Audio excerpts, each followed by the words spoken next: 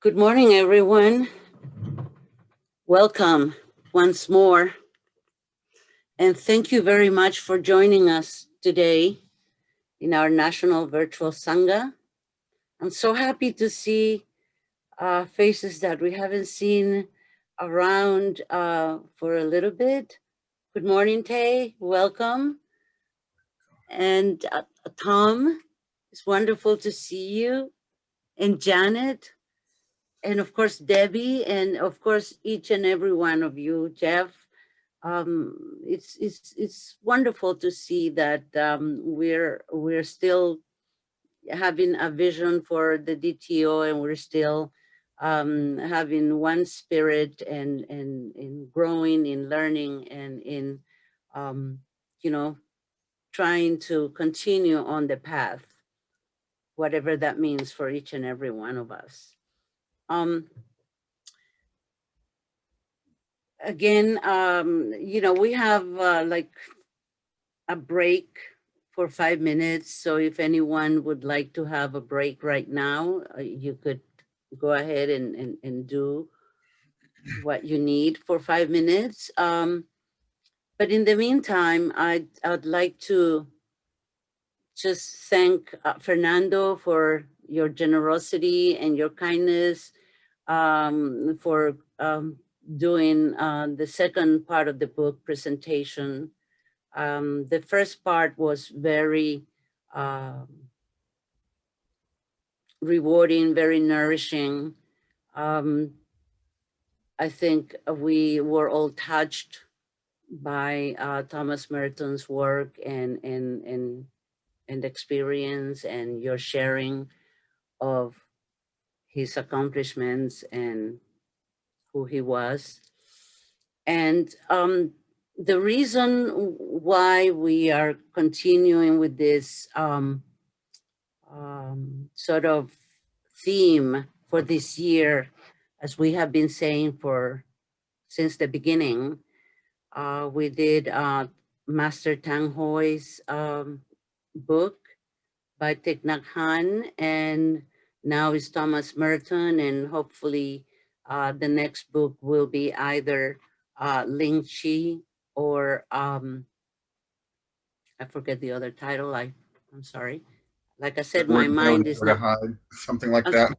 I'm sorry. I always think of nowhere to go, nowhere to hide. I know that's the wrong one. No. Read. We'll share it later. I think we gave that information at the beginning, but like I said in the beginning, my mind is really not working with me this morning, so things just go off. But anyway, I think what's important is that we continue to learn from different practices. Thomas Merton was a Catholic trapper monk, and his contemplative meditation and instruction to his disciple, his students, his followers is very, very important, and is very helpful. I find him very inspirational. And of course, Tang Hoi gave us different methods for meditation. And the whole intention for this year is that we become a little bit more knowledgeable and informed about these different methods and what the masters have taught us, so that we can try to apply or practice some of those methods, and then deepen our practices, and uh, have our meditation be more productive in terms of our growth, our spiritual growth, and our ability to go deeper than the surface um, in our meditative practices. And of course, the second, or the byproduct of that, is that we will be able, or this will enable us to become better people, more understanding, patient, kinder, more compassionate. so we can express these virtues to everyone, with everyone that we meet in our lives, especially as Dharma teachers. Those are attributes that I think are important for us to cultivate. And so hopefully today we will get even more of that. So I will hand it over to Fernando, our presenter for today. He's going to present the second part of Contemplative Prayer by Thomas Merton. And here we are. Thank you. Thank you.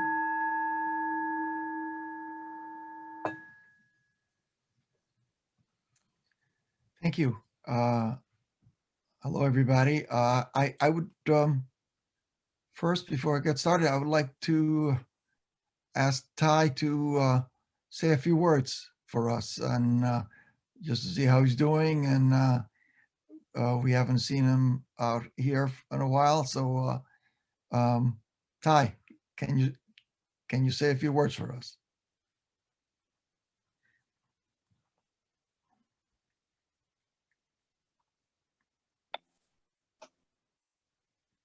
Yet, good morning, everybody. Very glad to see all of you here. The last time I was busy with many things. A lot of Saturday I have to go to the funeral.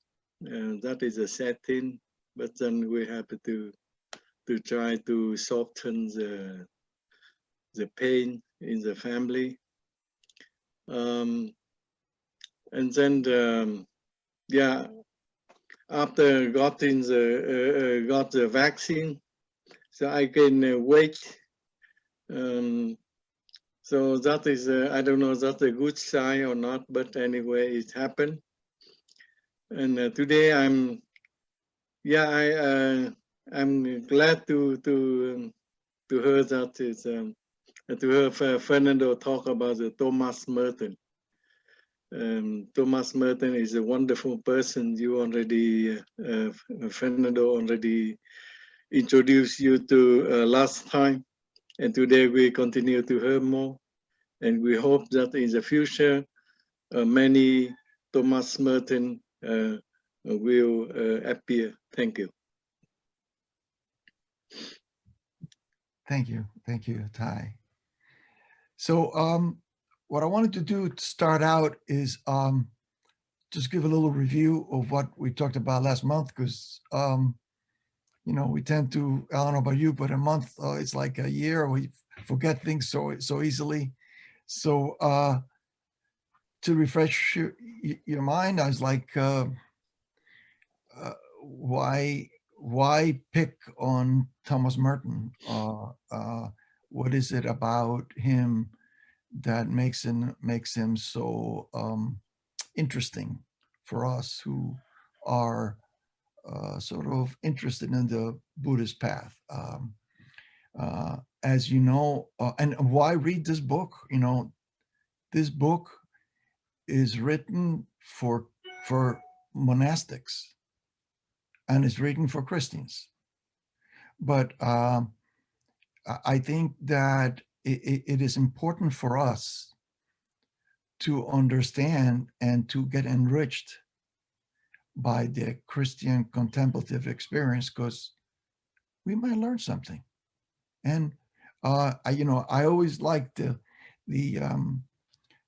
phrase used in a lot of Buddhist Christian dialogues is that we need to be mutual witnesses of our respective religious connections.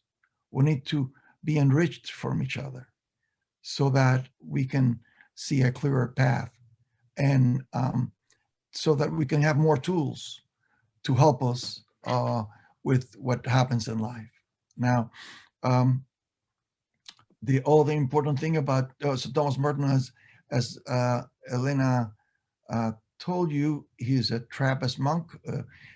What that means is a Trappist monk of a an order called the Cistercian order, which is an order of monastics. And the Trappists are heavier on solitude, as compared to other Cistercian monastics that are more on community and maybe outreach. So he chose a path of solitude, but yet he was a prolific author, great writer, and he was very much interested in social problems, and he became very interested in his later years on Eastern religions, specifically Zen. And he's written, quite a bit, and I think this book is a product. This is the last book he wrote before he died, and this book is a product of all those other influences. And as you can see, some of his ideas are influenced by the stuff that we're so well acquainted with with the Buddha's teachings. So maybe let's go through my sheet from last month. Craig, can you put them up?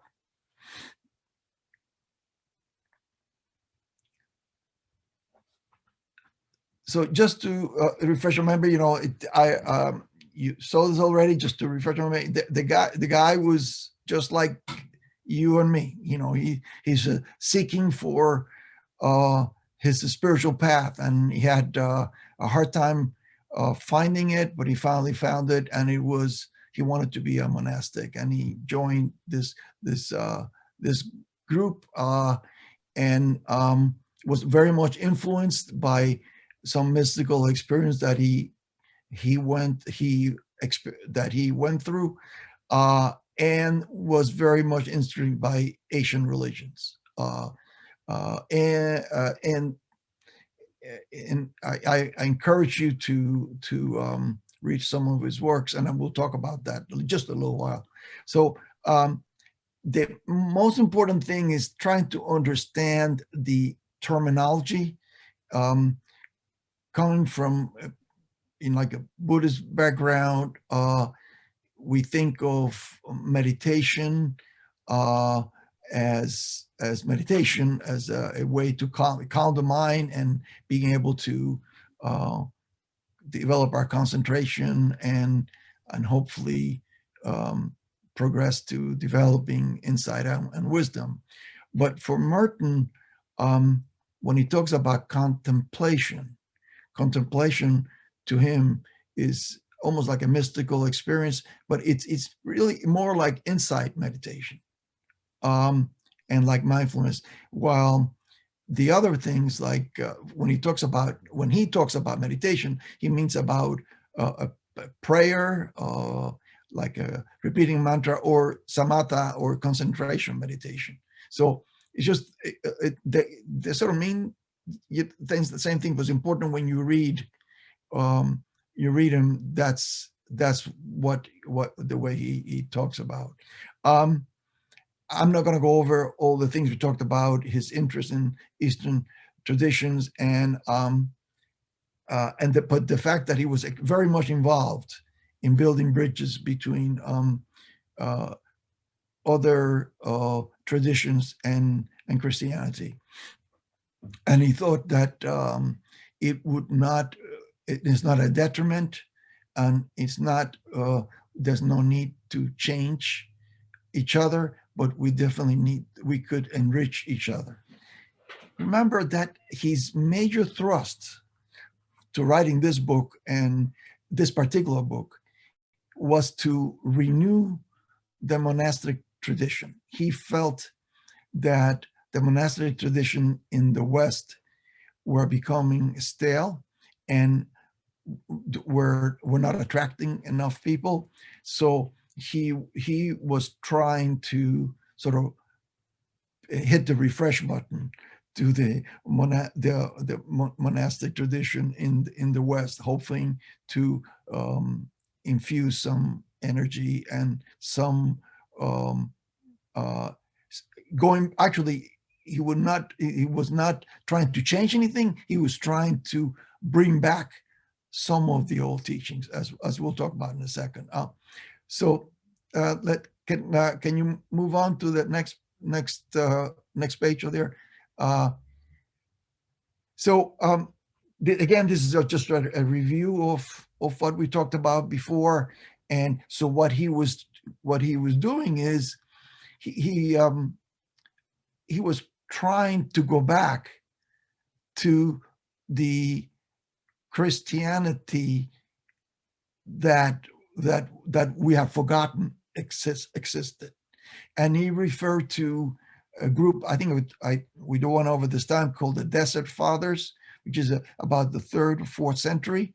A group of people felt that they needed more from their religion, from the Catholic or the Christian religion, than they were getting, and they decided to go to the desert and become monastics. And actually, they are considered the first monastics in the Christian tradition. So he quotes from the desert, this group, the Desert Fathers, and he said we need to look at what they did and see how they prayed, and we need to begin to pray more like them. And when you read the writings of the Desert Fathers, and there are some literature, especially from a guy named Cassian, they talk about very simple prayers, either repeating the Psalms or what they call the prayer of the heart, which is a prayer in which you just keep repeating the name of Jesus Christ and use it like a mantra, and allow that the power of that name to help you develop a more meditative type of experience.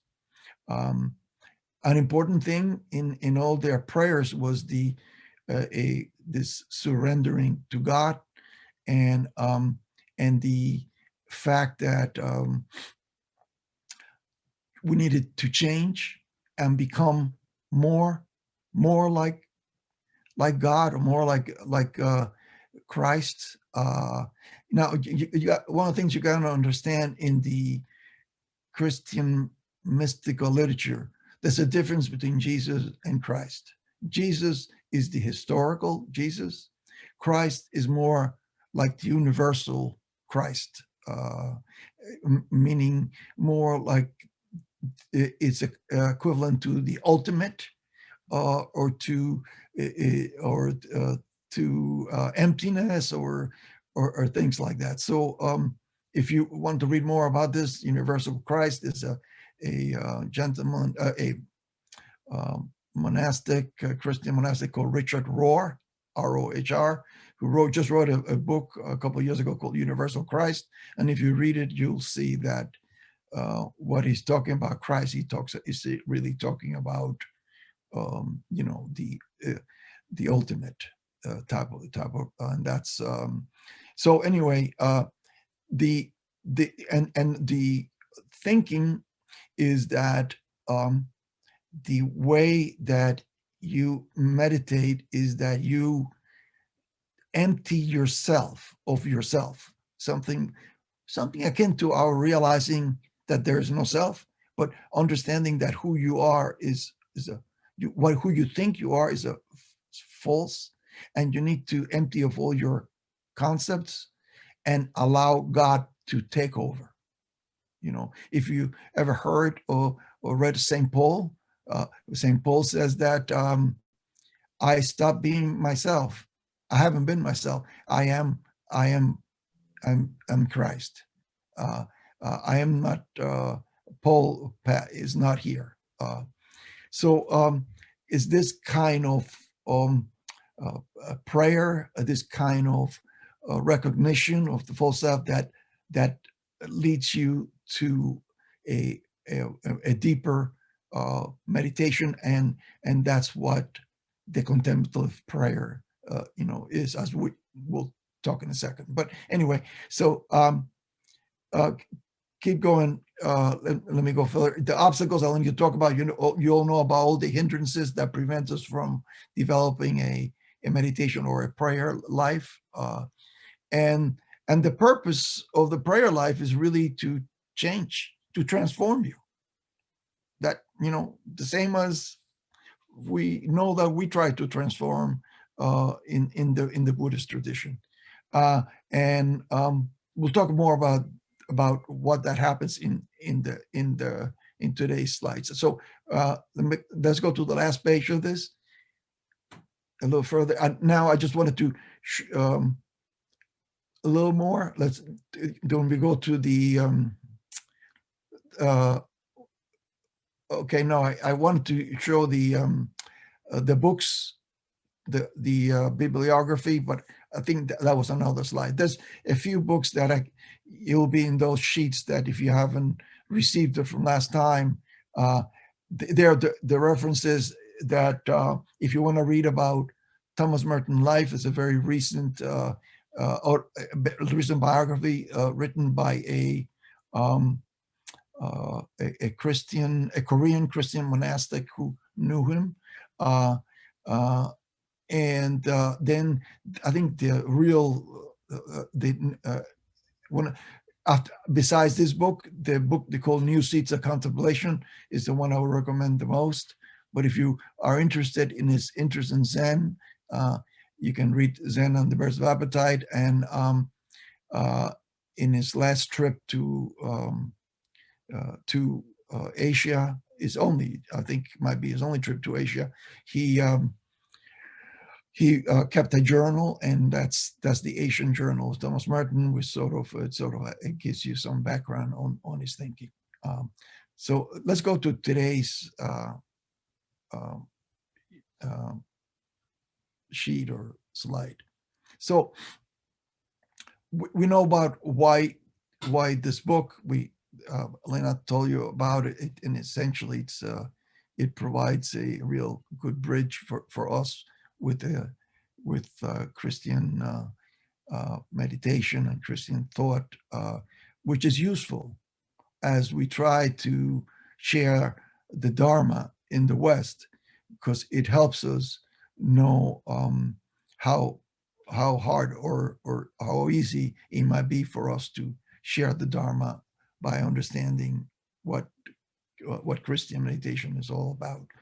And there was some people think, well, that is Merton is providing something new, and he never in any of his writings wrote that he was teaching anything new. He more or less was leaning sort of on the shoulders of spiritual masters from the past, and I to show you the variety of how much this guy read and how much he studied. There's some people that he quotes here. He quotes a guy named Evagrius Ponticus, who is one of the Desert Fathers. He quotes Saint Gregory of Nyssa and Saint John Chrysostom, which were two other Christian priests of the 4th century. Saint John Chrysostom was the Archbishop of Constantinople in the 4th century. He quotes from a book called Philokalia, which actually the book is available, and in which is a collection of texts from various spiritual masters from the 4th to 15th century. We don't hear much about that because it's an important book in the Eastern Orthodox Church, and it's not as popular as in here in the West. He also quotes from a 15th century thinker. He quotes from in the 12th century. He quotes from John Tauler and Rusbrook. John Tauler is a German mystic who is a disciple of Meister Eckhart, if you have heard of him. A very also influential Dominican priest who was a mystic and wrote extensively. And he quotes a lot from John of the Cross. And John of the Cross is, a lot of people consider him the most important Christian mystic, and is the one who's quoted the most. And since we're talking about contemplative prayer as a mystical experience, he quotes John of the Cross quite a bit in this book. So I wanted to give you a little bit of my interpretation of what Merton talks about at contemplative prayer, and then see how we can integrate it with what we already know. So we talked about it being a mystical experience. It is not intellectual. That's fine with us because we know all about that. We know about talking about our meditation. It has nothing to do with an intellect. We know that being knowledgeable does not equal to being enlightened. Although Merton does say that you do need a. Remember, he's talking to monastics. You do need a strong intellectual foundation to develop a life of prayer. So you need to, like we all know, we have to read and learn the sutras and learn our history so that you can build on that in your for your meditative practice. He felt that when you meditate, you don't think you don't want to know about God, because that's when you're putting God, away out there, but you want to know God, really know God, as if He's part of you. And I put in parentheses love, because if you put love in there, it flows more easy for us who look from the Buddha's eyes. But he feels that you need to let go of everything within us. That's the emptying. What that means, or that is what we already know. We just heard the Heart Sutra, which talks about letting go of everything. Heart Sutra, we let go of even the most important teachings of the Buddha. We need to let go of our desires and longing for God. So if you long for God, you're not going to see God. It's like, if you crave the path, you're never going to find the path. And he says the contemplative way is not a way. That sounds a lot like the Tao Te Ching. Which he was influenced with the Tao Te Ching. So if you're going to develop, and this is sort of an instruction to the monks, what do you start out with? You start with the prayer of the heart that we talked about, in which you repeat the name of Jesus with an open heart, without thinking of any images. You don't invoke the name of Jesus and think of the image of Jesus in your local parish. You try to take away all those ideas. So you repeat the name of Jesus, but you repeat it in your mind. You do it. You sit in silence, and then we proceed. And to quote John of the Cross, he says, we proceed with a soul which is resigned, annihilated, and detached. That, just like when we're trying to develop inside meditation, we need to let go of all the fetters that hold us back. It's pretty similar in a way. And we begin to realize that, like we talked about, the falseness of the self, how what you think you really are is not real, and you have to, according to him, you undergo a spiritual death, meaning that you have to let go of everything that you believe in, and all your rules, all your concepts, in order to go farther with this contemplative prayer. And when you go letting go of yourself and all the other things, you actually you become empty of your very similar to what we feel. You develop what he calls a nothingness, a void, and what's described by John of the Cross as a dark night. It is it's like what's also self-emptying. By the way, if you hear the word kenosis, Kenosis, that's the terminology for self-emptying. Go back up. So we still, so you need to die to yourselves. So and to quote John of the Cross, and you can read it there, he says, "Wherefore upon this road, to enter upon the road is to leave the road." Or to express it better, it is to pass onto the goal and to leave one's way and to enter upon that which has no way, which is God. So you let go of yourself into nothingness.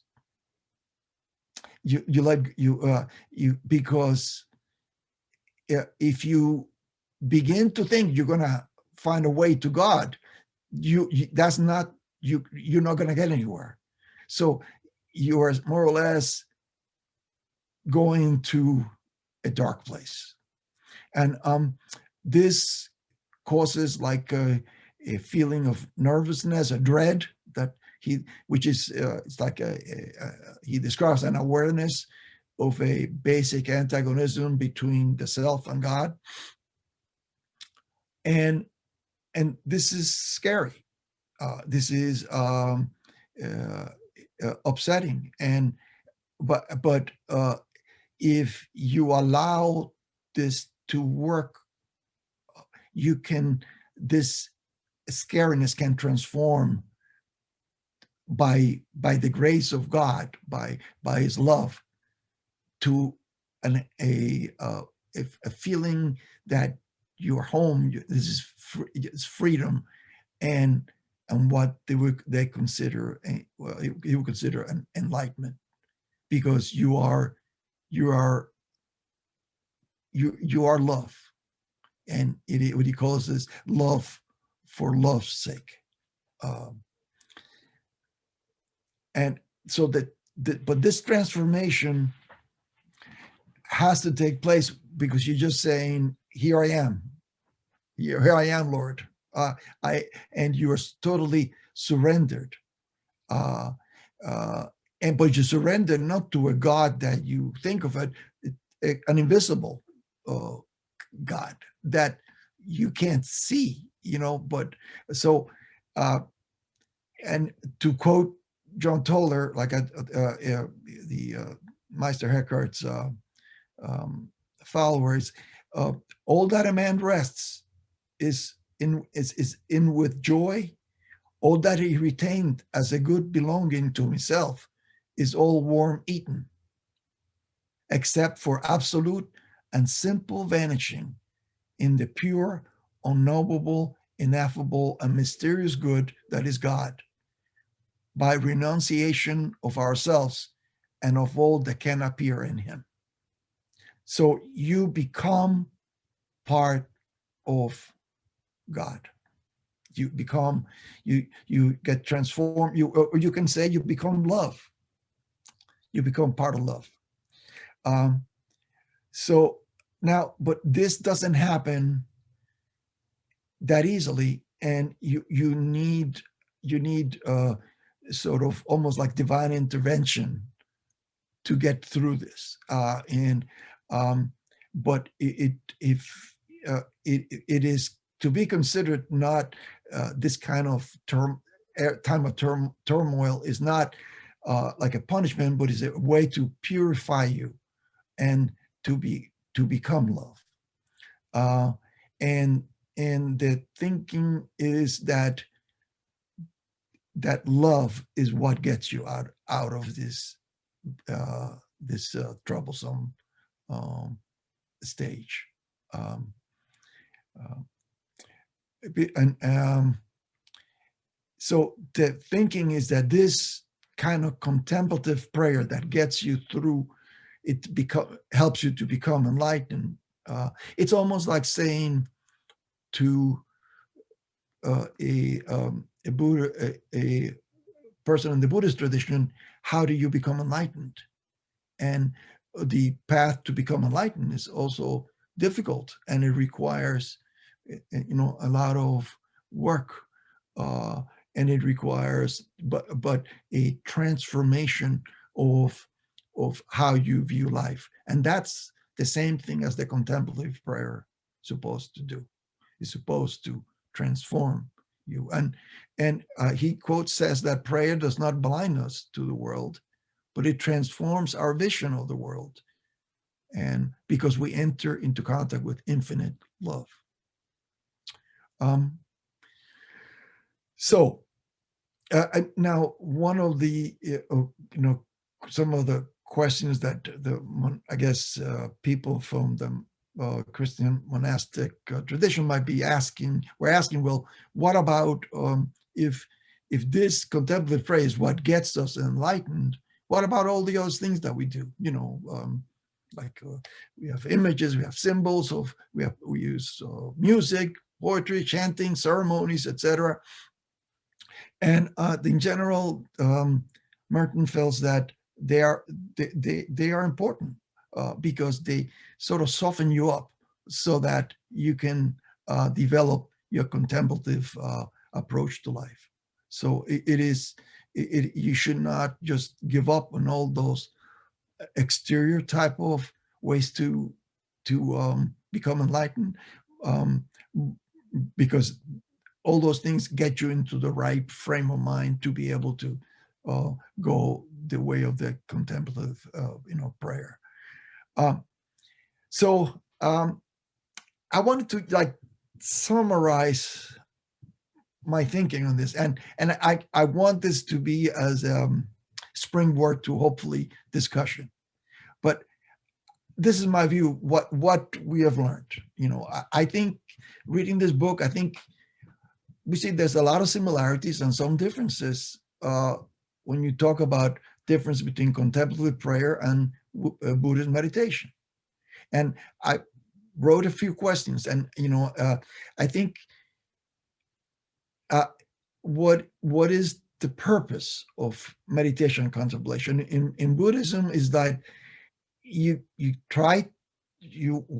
do this to be enlightened by developing insight or wisdom. In Christianity, you get enlightened, but by surrendering to the goodness and love of God. It's just a different approach. They're both difficult, but I think the difference is in order to be enlightened, it's not enough just yourself. You need divine help. You need divine intervention to carry you through in your into becoming enlightened. Does emptiness have a role in both traditions? And we talked about this already, but just to reiterate, the concept of emptiness is important in being able to develop wisdom in Buddhism. In Christianity, it's a little different. The emptiness is important because a way to get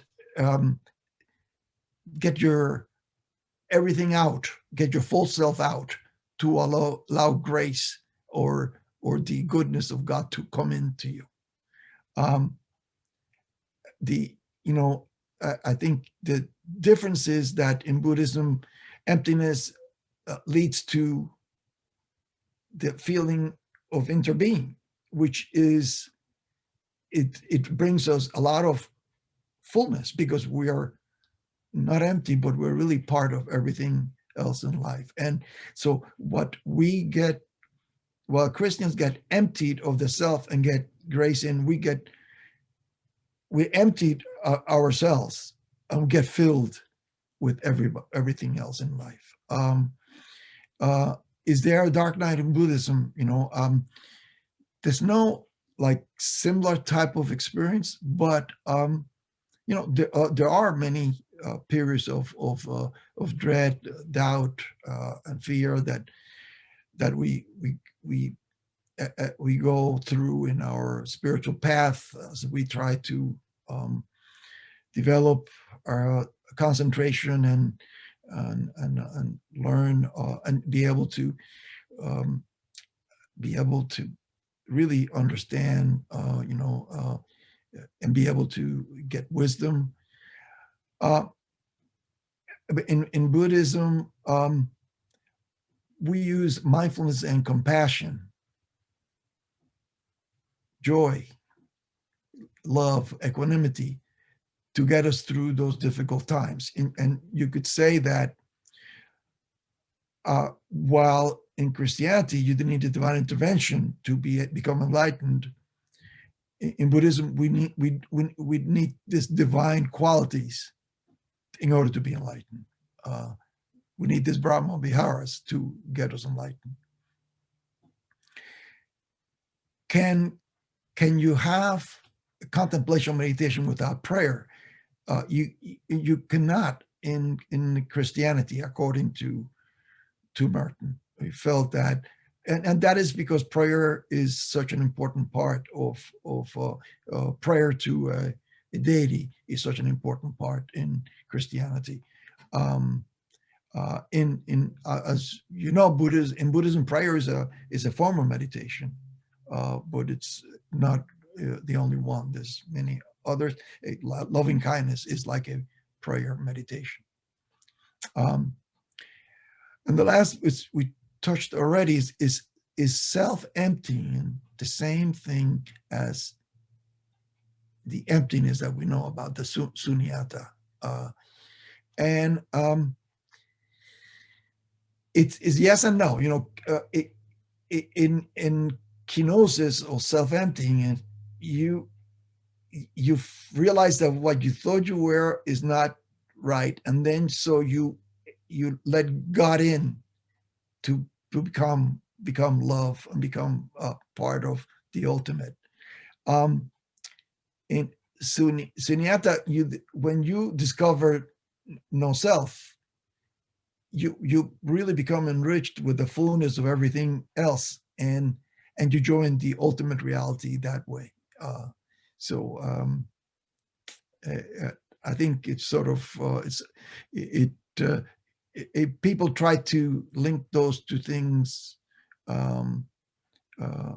at times, but I think they're not exactly the same.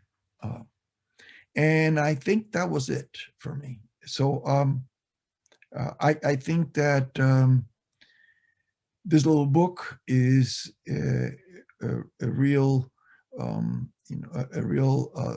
opens the door for us to understand a lot about Christian mysticism, see how rich it is, how much Christian mystics talk the same language as Buddhist thinkers and spiritual masters, and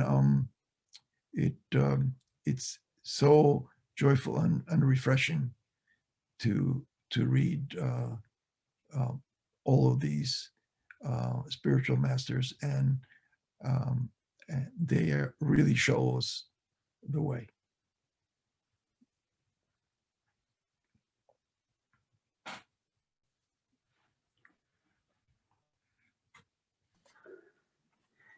Thank you, Fernando.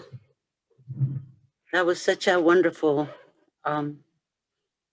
rendering of Thomas Merton.